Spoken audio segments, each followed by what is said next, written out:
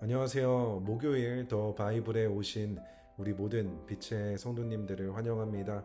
함께 기도로 더 바이블 시작해 보도록 하겠습니다.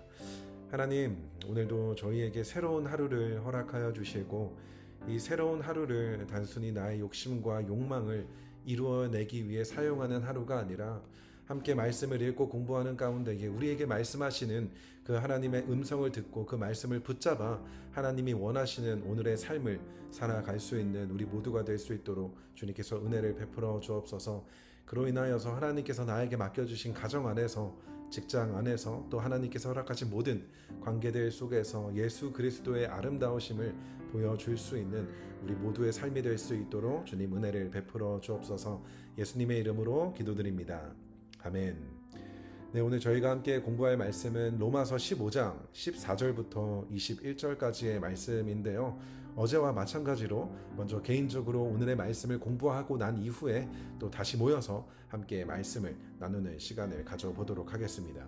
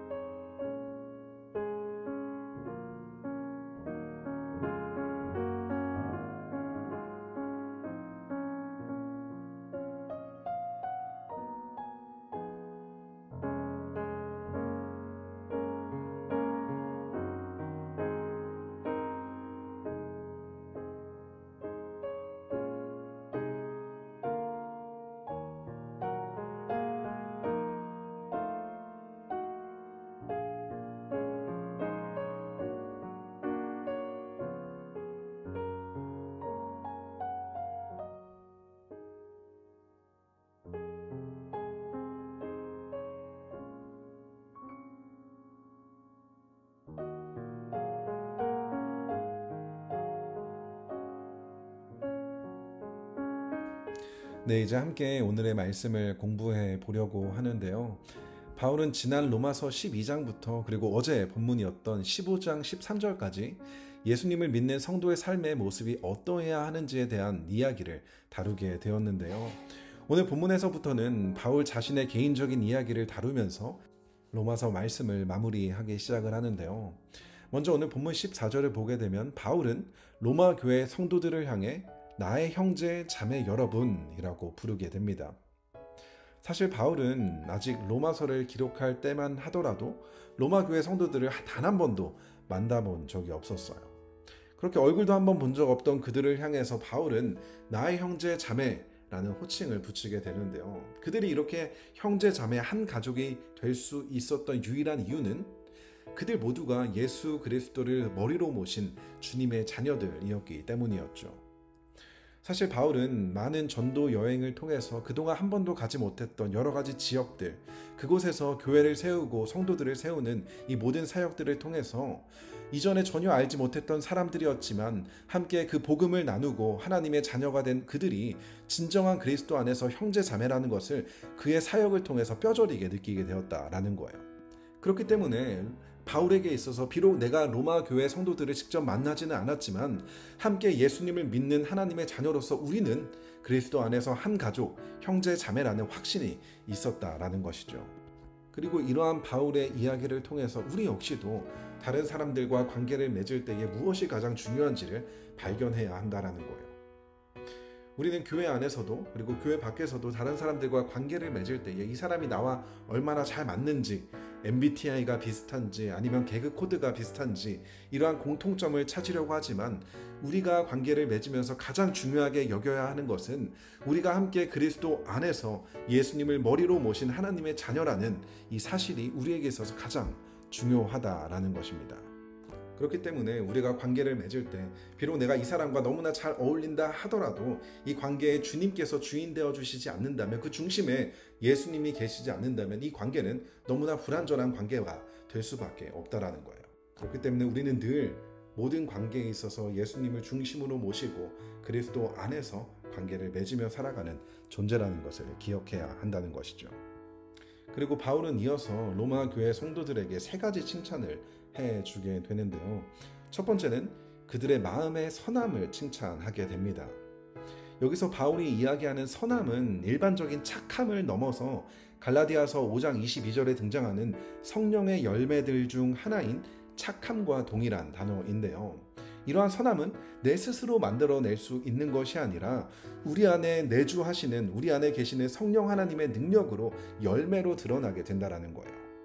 그렇게 로마 교회 성도들은 성령 충만함에 통하여서 그들 안에 이 성령의 열매, 이 선함이 계속해서 드러나고 있다는 것을 칭찬하고 있는 것이죠. 또 두 번째로는 그들이 온갖 지식이 넘쳐난다라는 것을 칭찬하게 되는데요. 여기서 이야기하는 온갖 지식은 모든 지식을 이야기한다라기보다는 그들에게 필요한 충분한 지식이 있다는 것을 이야기하며 단순히 세상적인 지식을 넘어서 복음의 진리에 대한 지식을 이야기하고 있다는 것입니다.